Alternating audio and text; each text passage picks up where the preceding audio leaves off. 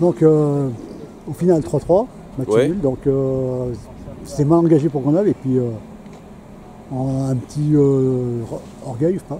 Ouais, je sais pas, on était content de ce premier quart d'heure où les filles déroulaient un petit peu le plan qui était prévu.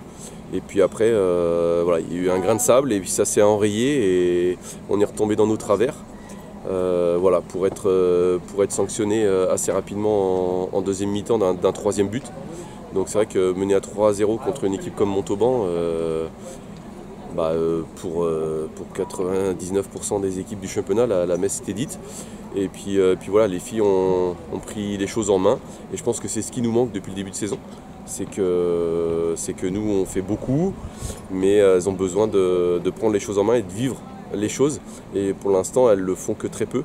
Et peut-être qu'aujourd'hui, j'espère, elles se sont prouvées elles-mêmes qu'elles n'avaient rien à envier aux autres et qu'on pouvait bien sûr exister dans ce championnat. Justement, au milieu de la deuxième mi-temps, on a vu une équipe de Grenoble transcender parce que... Ouais, on n'avait plus rien à perdre et on est souvent bon dans cette situation quand il n'y a plus rien à perdre. Et à chaque fois qu'il y a quelque chose à jouer, on déjoue. Donc voilà, est-ce que c'est de l'inexpérience? Est-ce que c'est un groupe aussi qui ne se connaît pas assez, je pense. On n'a pas assez de cohésion dans le groupe, on n'a pas encore assez de liens entre les joueuses. Et pour autant, il y a de la qualité. Donc voilà, moi j'ai dit aujourd'hui à la mi-temps que je mettais la balle dans leur camp, jusqu'à la fin de saison j'espère, et que match après match, elles devront maintenant, avec tout ce qu'on leur apporte, jouer et puis aller chercher des choses match après match.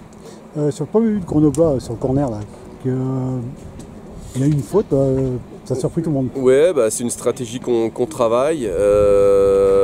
C'est aussi une stratégie qui amène à avoir beaucoup de monde dans les 5-50 et certains arbitres, sans juger de la situation, vu qu'il y a beaucoup de monde, voilà, bon après c'est des faits de jeu, il y a je pense un penalty qui est oublié pour Montauban. Donc l'un dans l'autre, ça s'équilibre. On a pris l'habitude dans ce championnat de ne pas s'attacher aux erreurs d'arbitrage. Comment expliquer le troisième but de Montauban surtout Je pense que voilà, ça a été un petit peu dur aussi dans le vestiaire, mon message. Et je pense qu'on n'était pas encore revenu. Et on prend un but sur l'engagement, donc c'était à l'image de ce qu'on avait fait en première mi-temps.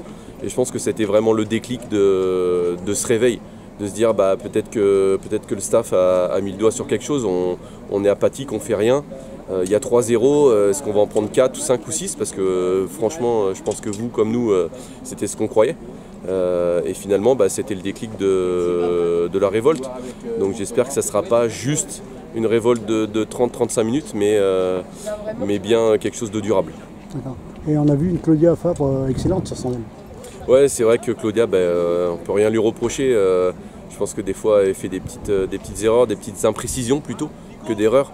Et puis on voit que sur la longueur du match, c'est quelqu'un qui est un moteur pour l'équipe, qui est à l'origine des buts, qui est à l'origine du combat surtout, et qui a réveillé un petit peu l'esprit de combat de nos attaquantes. Moi je veux que tu parles de la rentrée de Haute-Vaux, c'est ça? Oui, Naomi. Ouais. Voilà, c'est une jeune joueuse qui est arrivée chez nous, qui s'est blessée au dernier match de préparation. Qui est une 2002, donc elle a à peine ses 20 ans et qui a fait qu'une demi-saison. Donc voilà, il y a encore beaucoup de travail avec elle, on s'est engagé avec elle pour ça. Donc voilà, c'est un peu le type d'attaquante qu'on cherchait en numéro 9. Maintenant, il lui reste beaucoup de travail, elle est très jeune, donc c'est à nous de l'accompagner, ses coéquipières aussi d'accompagner et ça sera une arme supplémentaire. Parce que le premier ou le deuxième but, je sais plus. Ça part de elle avec une superbe orientation du jeu pour Fabre. C'est ça, on a bien combiné devant. Je pense que Shirley, jeudi, s'est bien retrouvé à droite avec Claudia à gauche et Naomi en pointe.